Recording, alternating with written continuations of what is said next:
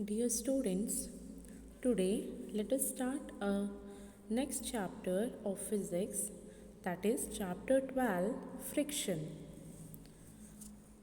The first question which comes in your mind is that what is friction? Because in the entire lesson we are going to discuss about friction. So we have to understand first what is friction. So in the previous lesson, we had discussed about different types of force. I had explained you about contact and non-contact force. In that, we had learnt about frictional force as an example of contact force. Yes, what do you mean by frictional force? Yes, in simple words, we can define it as the force that opposes motion is frictional force. That means whenever an object is in motion, there is a force which is acting in opposite direction of that motion to oppose that motion.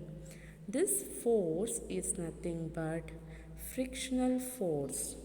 So we can define it as force of friction is the force which opposes the motion of an object over a surface. Okay. So friction is a contact force. That's why frictional force arises due to contact between the object and the surface. The force of friction acts between the object and the surface because it is a contact force. If the object and the surface comes into contact, then the frictional force arises in between the surface of two object and the surface. Okay, so you can see in the picture here a man who is pushing a box on an inclined plane. So you can see the force applied by the man in the upward direction. So the box is going to move in the upward direction.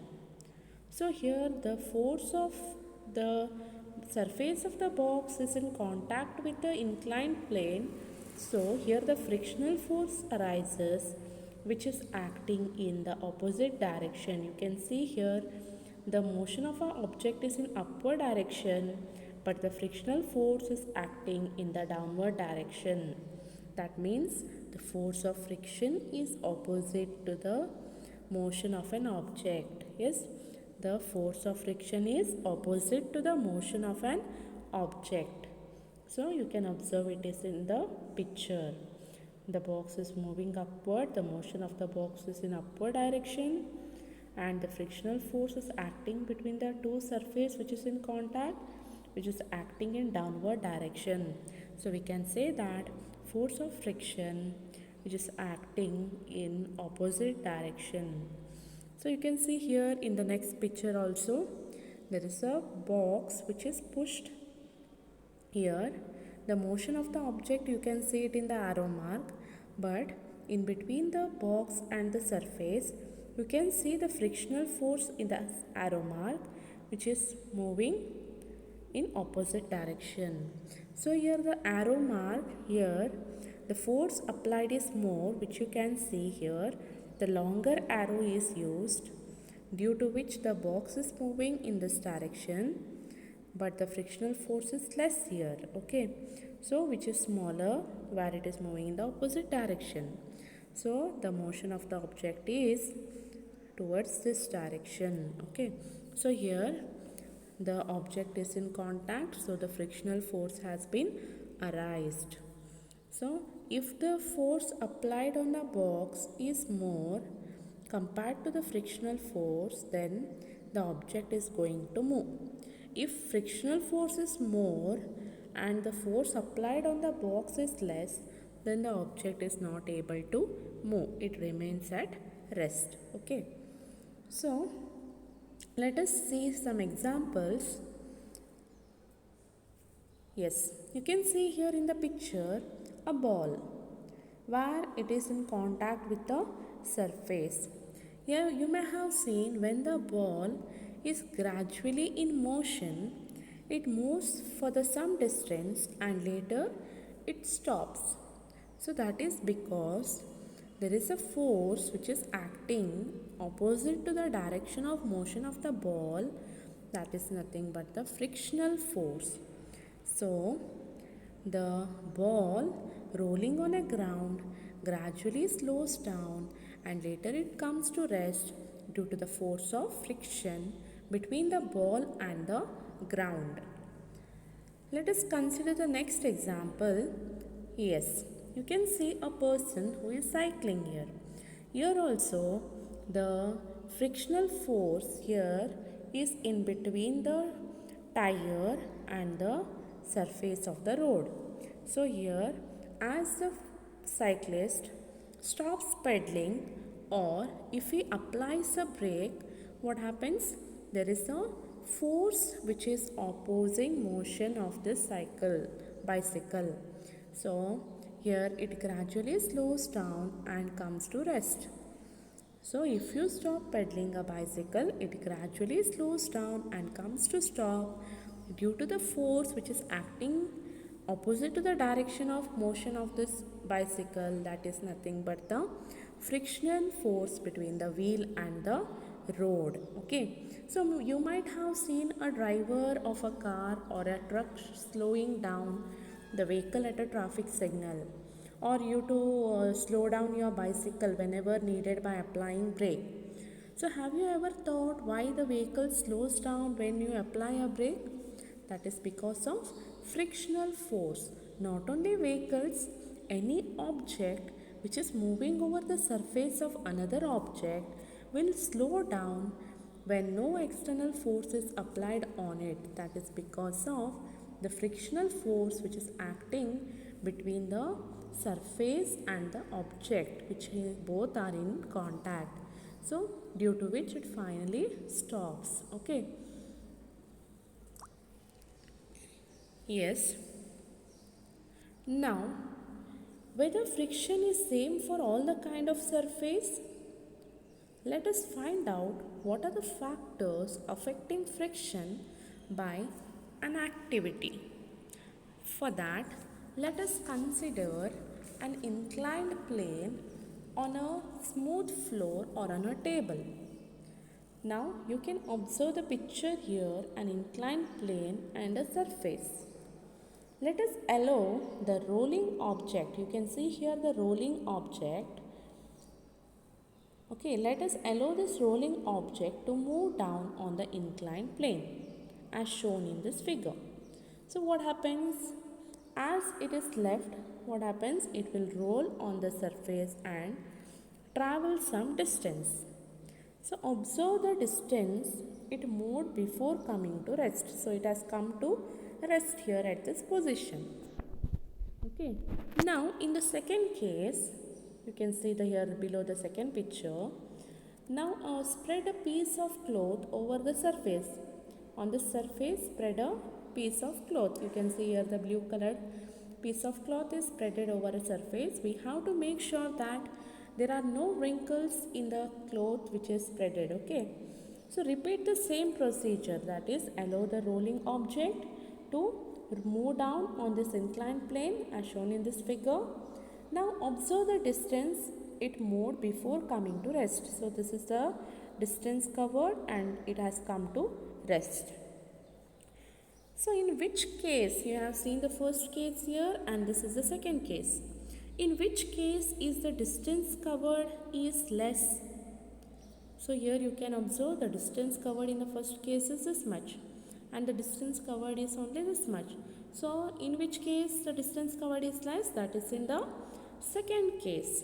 So why is this distance covered by this object is different in the both the cases? So in the first case the surface was smooth compared to the second case. In the second case the surface is rough, is it? Due to which the object has stopped traveling, it has traveled less distance. That means here on the rough surface, the opposition is more, and on the smooth surface, the opposition is less, is it? So, what is the opposition here? That is the frictional force. The frictional force. That means the distance covered depends on nature of the surface on which the object is moving, is it? The distance covered has depended on the nature of the surface on which the object moves. In first case, the object was smooth. In the second case, the object was the surface on which the object was moved was rough surface, is it? So the distance covered by the object is more on the smooth surface, and the distance covered by the object is less on the rough surface. So on the smooth surface, the friction is less, due to which object can move easily, but on rough surface, friction produced between the object and surface is more, is it? Yes, in the first case, friction is less because it is a smooth surface, due to which it has moved a larger distance. In the second case, friction is more on a rough surface, is it? Because here there is a irregularity. So now let us understand another one activity. So observe this activity. In this also there are two cases where in the first case you can see a larger box which is pushed by a force. You can see a force is applied within arrow mark. Okay, both the boxes are kept on the same kind of surface. Okay, so in the first case the larger box is pushed, and in the second case the smaller box is pushed, where both these boxes are kept on the same kind of surface, and for the both box the force applied is same. So in this it will be difficult to push the heavy box compared to the smaller box. That means force required is more in the first case, that is to move the heavier box compared to the smaller box, is it? So this is because the two surfaces are pressed harder in the first case. So here the weight is more, due to which here on the surface of the floor and this box, it is the force is more in downward direction, is it? So it has been pressed harder, but here the weight is less, due to which it has not pressed harder compared to the first case, is it? So it feels easy to move in the second case. So from this activity we can conclude that friction depends on two factors. So first, friction is more if the surfaces are pressed harder. So here friction is more if the surfaces are pressed harder. In the second case, friction is less if the surfaces are not pressed harder. That means here there is more force in the downward direction where there is more friction, and here lightweight object where the friction is less, so we can move it easily. Okay, so by this two activity we can conclude now friction depends upon two factors. So which are the factors? In the first activity we had understood about the nature of the surface in contact. Friction depends on nature of the surface which is in contact, and that is on the smooth surface friction is less, and on the rough surface the friction is more. And the second activity we have concluded that the second factor on which the friction depends is how hard the surface is pressed together. So if the surface is pressed harder, then the friction is more. If the in between the two surfaces, if the it is not pressed harder, then what happens? The friction is less. So from this two activity we have a conclusion that the friction depends on two factors. The first factor is it depends on nature of the surface, and second factor it depends how hard the surfaces are pressed together. Okay. So then what is the cause for friction on the surface? Yes, on harder surface or on smoother surface, what is present which causes friction? That is, now let us study about the cause of friction. Okay. Friction is caused due to the interlocking of irregularities between the two surfaces. Here there are irregularities between the two surfaces in contact, so which causes friction. Even though surfaces which appear very smooth have a large number of minute irregularities on them. So irregularities on the two surfaces lock into one another, which will make the object to move difficult. Okay, when we attempt to move any surface, we have to apply a force to overcome interlocking. On rough surfaces, there are large number of irregularities, and on the smooth surfaces, there are less number of irregularities. So, on the rough surfaces, the force of friction is greater if a rough surface is involved. So, you can see here in the picture, in between this object is kept on a table.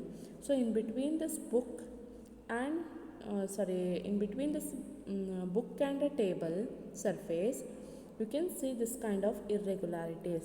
So there is the irregularities between the two surfaces. This is the irregularities which is found on the book and also on the table. So when we see the table, it seems as if it is smooth, but also there are minute irregularities on the smooth surface also, due to which the friction is caused. Okay. So when we see a table, it seems as if it is smooth, but also there is a minute irregularities. On the road, you can see where it is a rough surface, where there are more number of irregularities, due to which the friction will be more on the road surface. Is it? Yes. So, smooth surfaces have minute irregularities between the two surfaces, and rough surfaces have larger irregularities between the two surfaces. Yes, you have to remember this. So, force of friction is more if the surfaces are rough. Force of friction is less if there is a smooth surface, due to which a vehicle can move easily on a smooth surface compared to the rough surface where it takes more time. If the roads are not proper, then friction will be more, due to which it takes more time to reach the destination. Okay, so this is about friction. Okay, so we have learnt about friction, that is, friction is a force that opposes motion of an object. Friction force act between the object and the surface. Okay, friction always act opposite to the direction of motion of the object. That is, if force applied is along left, then friction acts along right. If force applied is along right direction, friction acts along left direction. And also you all have learned the factor of affecting friction. The first factor you have learned, that is nature of the surface, and the second factor, how harder the object is pressed over the other surface. So this is about friction. So in the next class, let us continue the remaining part. Thank you, dear students.